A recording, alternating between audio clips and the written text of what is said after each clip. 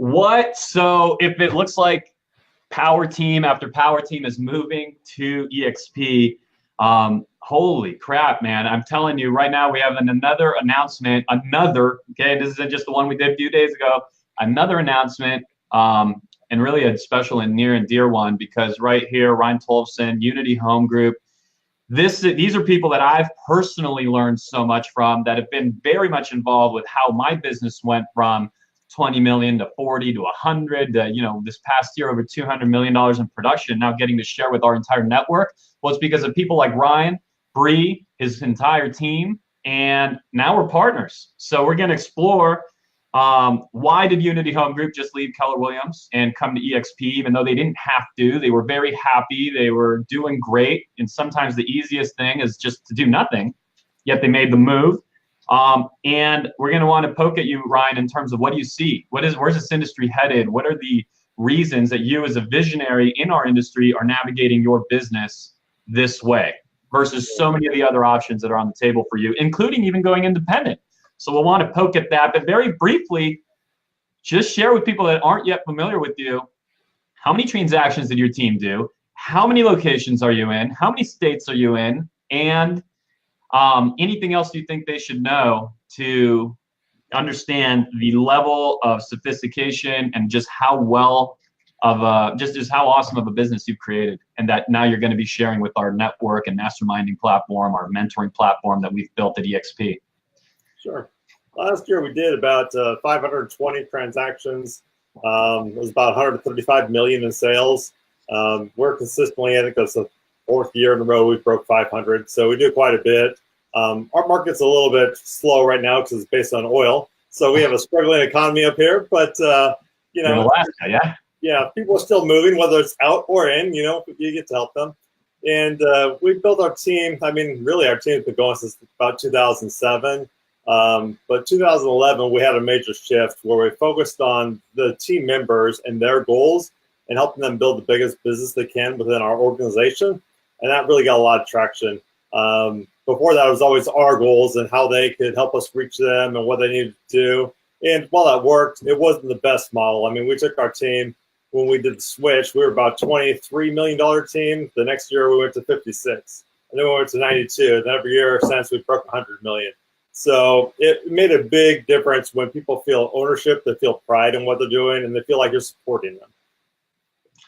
So you guys have built a huge business then, in other words, and you're not just in Alaska, you're also, where else are you located? Because you've been one of the most successful expansion teams, formerly now in the Keller Williams system. Now you're here with us at eXp, but even when you were there, you were one of the most successful. You actually were part of not only Gary Keller's top 100 group, but what they call his pirate group, which is like the inner circle. So there's a lot of people who are going to be very curious, like, wow, why would you walk, why would you walk away from that? In their sandals. What's that? You got to see Kevin and Fred in their sandals. There you go. Exactly. So we'll get into that, right? Because there's been so many of you giants that have left there. I was in Gary's group as well. You have people like Mark Z. So we'll get into that. But very quickly, let's just come back to where is your business operating today, just so people have an understanding of the landscape of really what you've built. And then we're going to dive into what you see as far as the future of the industry. Our expansion locations currently are in Spokane and Scottsdale. So we did have some other ones that were smaller. When we made the move, we decided that going expansion model to eXp through revenue share, it makes more sense for our smaller teams than to actually try and build a team out of one person. So that was a good relief for our debt on our company, but two, it gives us the ability to help support these people and they get more out of it too, and then we can help them grow their downlines. Cool. All right. Cool. Yeah, so you're in 3 different states. Day one has been like one of our best teams. We do over 100 transactions a year in that market. We've got 5 agents there. They're all decent producers. They do 2 to 3 deals per month. Very consistent. I mean, I love that team. It's awesome. Well, let's talk really quickly here to the agent that's just trying to go right now from 20 sales to 40 and from 40 to 60. And the people that are just trying to up their game in terms of production, because after all, our particular group is extremely production focused. All of the interaction we have with one another that's what we focus on, because we understand one thing very clearly. There's nothing more attractive than productive agents. Right. So that's what we focus on. One of the things I'm really excited about is just the value you're going to be able to add to what our group is learning. And you, I know, have gone everything from like just dominating the internet in a big way. And I believe you still do, but I know your focus is also changing to a large degree. Why don't you get into that? Well, the internet, just be candid about that. I was one of the early adopters there. In my market, or even our MLS system had like these funny numbers for areas you had to search by, and I hated it. I had a map in front of my computer, so when people tell me to look into this neighborhood, I'd go to the map and say, what number is this neighborhood in? How can I search it? It was a pain in the butt. I hated it, and all the websites locally were based off what MLS gave you. So I went ahead and I hired a company at that point, but we took the entire database that we could get and downloaded it and separated it into tables and looked at what we had, and then we reconfigured it and what made sense logically for the consumer. So up here, we were the first ones to have map search, have neighborhood search, have school search, zip code search. I mean, our website was a monster when we launched it. It took about a year to get it out there, but we had other agents that would use our site because it was so user-friendly. If they find the listing, they go back search them in MLS for their clients. So back then, you had to be, ahead of the curve and willing to make the risk, the investment. But at the same time, it seemed easy if you did. Today, every site does that, so it's not as unique. You have to really focus on the conversion. We generated a ton of leads. I had no idea how to convert them. So right now, I know you have a vision that even though you've been really one of the most dominant players in the country as far as online lead generation, right. You see a shift in terms of where the industry's going. I know you've talked to me about how we come from the industry was very marketing based, became prospecting based, but you actually see the next step. And it's an interesting conversation because you're the first person I've actually heard verbalize or articulate this the way you did. So let's talk about that next phase and where you see the industry moving. Well, I've been doing this for about 18 years. And when I got in, you'd take out an ad in the real estate book or Homes and Land or whatever. And the more properties you jam on a page, the more calls you'd get. And so we'd advertise like until you could barely read the listing information. I thought it was better because people would call to find out what the heck you wrote. So we just wanted lots of photos, tons of them. And that worked for a while. But then I noticed through the years that tapered back, and that opened up the door to the internet. Suddenly I thought, well, the internet, I can advertise every listing. That's better than one page in a book that comes out once a month. So we did that. And then we generated leads. We got the leads before they were ready to buy. And so that made a shift where the market became prospecting based. I had the leads that were at home in the bathrobe in bed looking at properties. They weren't buying for 6 months or a year, but they were starting the process. I could reach out to them before they walked into an open house or before they called the sign and said, I want to look at this. And we could be prospecting based and convert those leads. Now that's been disrupted. And I think what's happening is you see this shift with big online portals. Every agent having a website. MLS is having public-facing websites.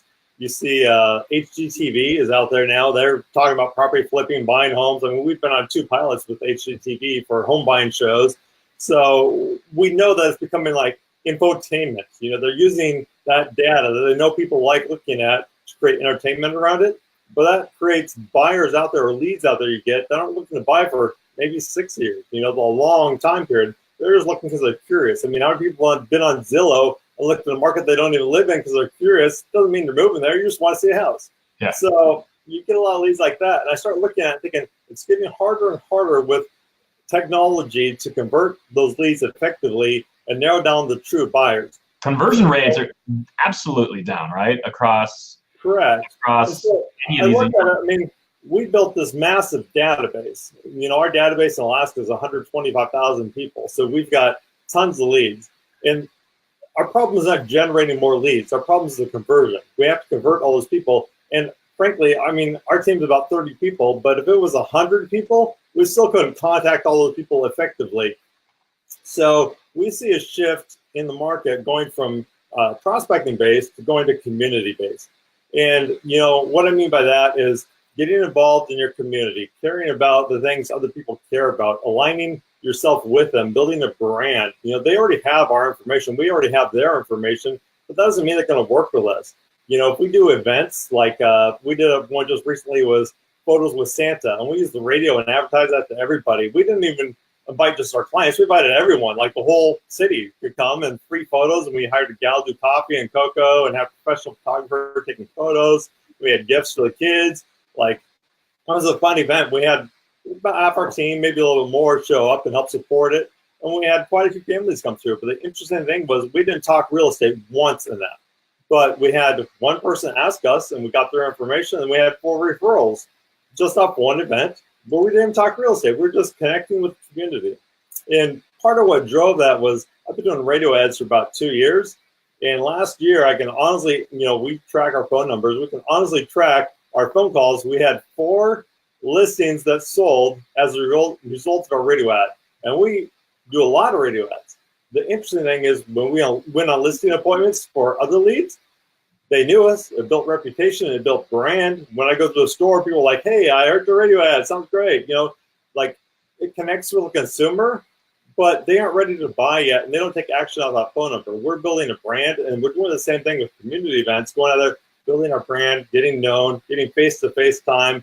It may cost $10,000 to do an event, but compared to sending a postcard to 125,000 people, it's actually pretty affordable, and you have more meaningful contacts with clients that show up.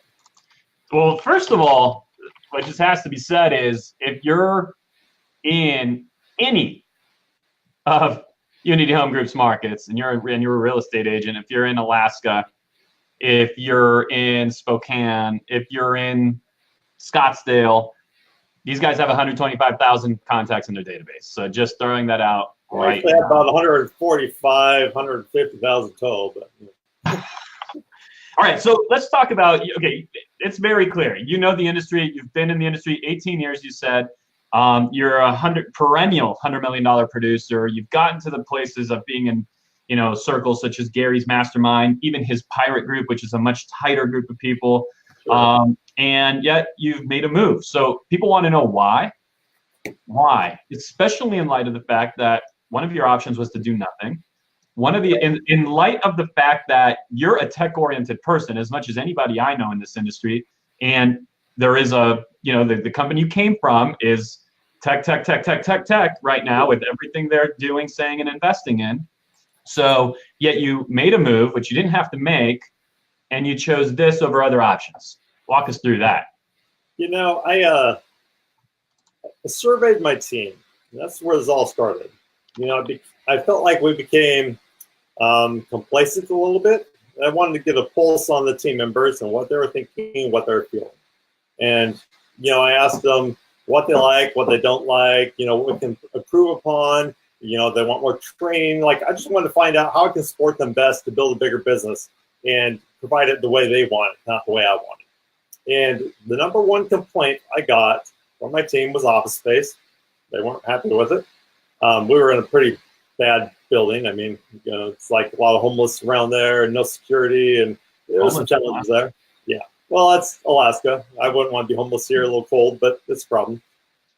Number 2 was the commission splits. They complained about that. They wished they were better. And the caveat to that is pretty much all of them said they understand the team split we have, and it seems very fair, and the team does a lot for them, but they don't understand when they're splitting 50-50 with the team, why 30% of their 50% is going to the market center and 6% is going to a franchise, because they didn't understand what value they were being provided for that.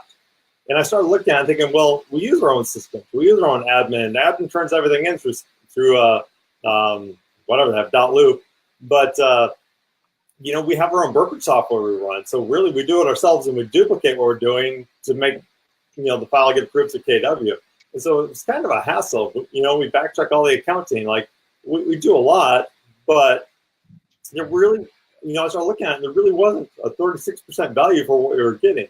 And I thought, well, to keep people happy, I mean, either they're going to get frustrated and leave my organization, they're going to get complacent and just deal with it, or they're not going to really care, but they could be getting a better value, and I would know it. I looked at it and thought, well, what would it cost to open my own brokerage? And I started doing the math, And I could reduce the cost by running my own brokerage. So we do a lot of steps. We could have duplicate roles within our organization. And I started looking at us opening this shell of a brokerage. However, I started looking at options. Actually, I talked to you. We went to dinner and we talked about it. But eXp came down to about the same price. And it also solved the problem of other markets. Because I could do one market just fine, but launching in multiple markets, my own brand, would be very difficult. And then I have all these teams where I have like one or two agents. What do I do with them? Does it even make sense to try and switch them over? Or, do I stay where I'm at? And it became a mess with a bunch of different systems I looked at, and the cohesiveness was basically eroded in our team. And so we looked at the eXp option very seriously.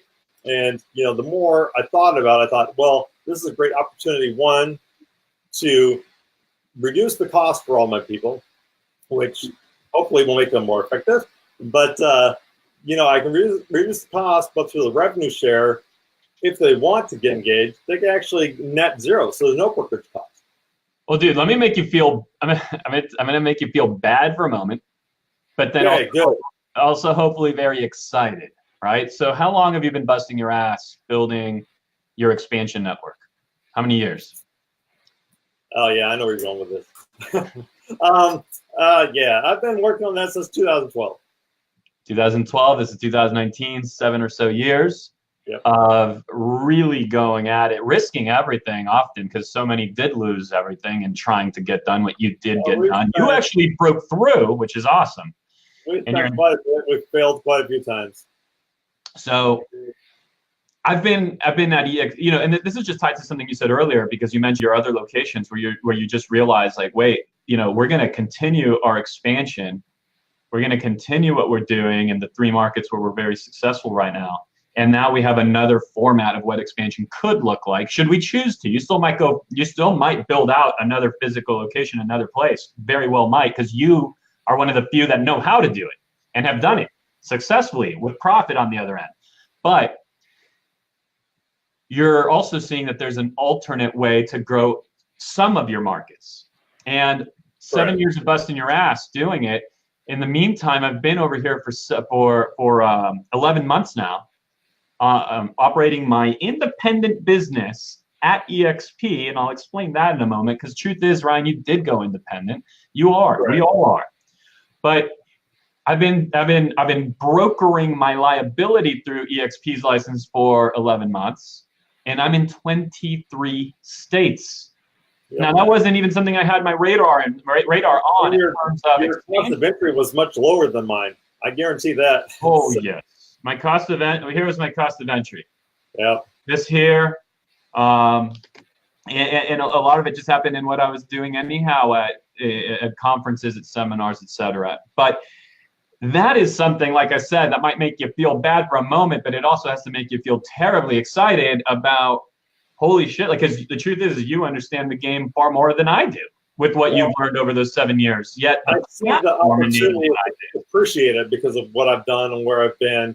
Yeah. And yes, while I look at it, I think maybe I should have done this earlier on. At least now I have a clear picture going forward. And it's like, I won't look back and think, oh, I should have done this other way because I've done it the other way. I know it works, but it's a challenge, So let's wrap up that thought, right? Because you're truly an independent company. I'm an independent. We've gone independent. And I've said this before, and you might have heard me say this before, but it's just amazing how, there maybe is a fraction, a small, less than 1% fraction of our industry that, that understands this, what I'm about to share, which is, why is it that my financial advisor calls me up and says, Dan, I'm leaving Morgan Stanley. I wanted to let you know I'm very excited. I'm going independent. Those are the words she used. I'm going independent. And I'm opening up my own company. It's called Clear Sky Wealth. And, I hope you come with me and bring your accounts, et cetera. And I'm like, sure, Steph, go move my accounts. So later on, I come to find that at this new independent company of hers, I come to find that my trades are clearing through Schwab. Sure. She's in the financial services industry, and financial advisors they're far more professionalized, more evolved, let's just say, than our industry is. Okay, we're both professional service companies. Sure. Financial advisors understand that who they clear the trade through has nothing to do with whether she built an independent business, an independent company. Her company, Clear Sky Wealth, will run according to the core values that they agree on, and to their staff and their payroll and their employees and their people, and just like any company, and their investment philosophy. So truth is you're independent, I'm independent. We just choose to broker our liability through eXp's license versus our own. Now, we could also choose to broker through a number of other licenses, except for we wouldn't have access to a couple of additional revenue streams, and we wouldn't have access to each other on the level which we have it. And that's honestly the most important part, because I'm going to tell you something right now. If you're curious about eXp, stop asking the wrong questions. Stop asking what are the costs and the splits and the fees and the this and the other, and stop. That's not. I can explain eXp to you without even ever mentioning any of that, and without ever mentioning revenue share, without ever mentioning the stock. Sure. I can explain eXp to you expertly, just like this. We were just in Scottsdale at a mastermind that our group put together, and we go to dinner. And who's at the table? Well, at the table was a $50 million producer, a $200 million producer, a $200 million producer, person who built one of the biggest coaching companies that our industry has ever seen, who I've paid thousands of dollars to in the past, which I no longer have to do. Who did we have at this table? We had an $80 million producer, and I feel like I'm forgetting somebody, but you get the point. And these people are all in perfect financial alignment with one another. So how did we all grow our businesses? Well, most of us have built it by learning from others that have already done what we want to do, except for, I was just with a friend, and he was there's a conference that just took place here in San Diego, and I won't name what conference because this isn't about, it's actually an awesome conference. But the point is yes, he was speaking to agents there, right? They did some networking, some idea sharing. But the idea sharing took place way up here without the detail of how to actually implement those things, because those people are not financially aligned. And so what I could share with you, if you want to understand eXp, it's a group of people that, because their financial future is facing in the same direction, the sharing isn't just, hey, do this. It's, here's how you do it. Do this, press this button, get the listing. And when I talk about the lid raises the lid. Yeah. And, in our market, the highest anyone had ever done was 56 million. The year I tried that, everyone thought I was done. That was the max. The next year we went to 92. Then we've broken 100 for multiple years since. And that just blew the lid up. But what's interesting? There's other teams in my market that are past that 56 now. They're pushing on 100, or just slightly tapping that, beating 100 by a little bit. And it seemed impossible. But once someone did it and they saw, they had an example, they had that conversation, it changed their mindset. So the people you hang around with, or the people you associate with, are definitely going to shape who you become. And it's really easy to go from 56 to 100 or 20 to 40 if you're around the right people. If you're around the wrong people, you stay at 20, and it's really hard to grow. Dude, it's, first of all, I owe someone an apology. Dave was the other behemoth agent at the table, $100 million plus producer, $125 million. Joe also actually was sitting to my left. Awesome producer in that $20, $30 million range. I mean, this is a crazy table we had. Dave, sorry, man. By the way, I'm excited Dave came over too. Dude, it's awesome. You have 3 of the biggest expansion networks now have all moved here, and there's a reason for it. And it's not because you're all pretty bright visionaries in our industry. So, one thing I want to add in really quick. We're talking about expansion. I'm licensed in multiple states, and it sucks. As far as going to get your license, some of them are required in-class hours. Your continuing ed is a nightmare. With eXp, you can expand and not have to do that, and that is great. I mean, other than the cost of entry, the time it saves you and having to get a license and move into that market, I mean, you can just support people and you can get a larger return. I love that part. So look, when you start to understand what we're talking about, if you really think through who is a part of this unbelievable group of industry giants that we've assembled, really all this thing is that it's a learning, training, masterminding, and mentoring platform that any agent who wants to join our group and wants to be production forward and grow with the group, what you get is a platform and access to people that if you hired them all as coaches would literally be financially impossible. Sure. But instead you don't have to pay a dime because eXp takes care of that. Yeah. So it's an awesome thing. And here to just illustrate it in black and white, the difference is, you know, the difference turns into like, hey, Dan, if you were to say, Dan, what right now, how do you build authority going into a listing appointment so that you could take more, you know, so you could take the listing or be better positioned against whoever you're competing with? And I would say, well, our pre-listing package is a big component of that. And, you know, here's basically what's made up of the pre-listing package. Sure. And that sharing happens everywhere. Here's the sharing that doesn't happen everywhere. Ryan, send me an email. My assistant will forward you an entire pre-listing package so you have every bit of the detail in your hands.